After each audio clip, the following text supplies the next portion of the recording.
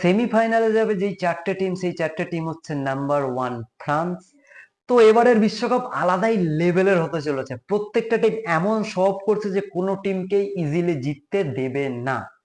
তো এখন আমি এমন চারটে টিমের কথা বলবো যারা এবার সেমিফাইনালে যাবে, কিন্তু তার আগে এমন কিছু ছোট টিমের কথা বলবো যারা এবারের বিশ্বকাপে আলাদাই পারফরমেন্স দেবে, আলাদাই, যে কোনো বড় দলের ওয়ার্ল্ড কাপের স্বপ্ন শেষ করে দিতে পারে। তো সেই টিমগুলো হচ্ছে নাম্বার ওয়ান মরক্কো, নাম্বার দুই আলজেরিয়া, নাম্বার তিন জাপান, নাম্বার চার সাউথ কোরিয়া, নাম্বার পাঁচ তুর্কি। আর অনেকেই বলছে এবারের বিশ্বকাপে ডার্ক হর্স হবে হচ্ছে নরওয়ে, কিন্তু আমার মনে হচ্ছে এবারের বিশ্বকাপেরও ডার্ক হর্স হবে হচ্ছে বেলজিয়াম।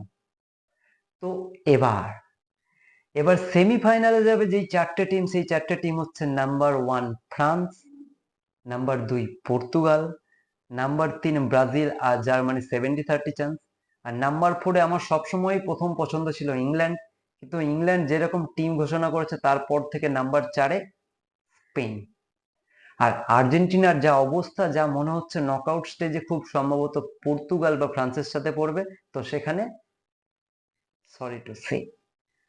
তো তোমরা কমেন্টে জানাও তোমাদের প্রেডিকশন কি।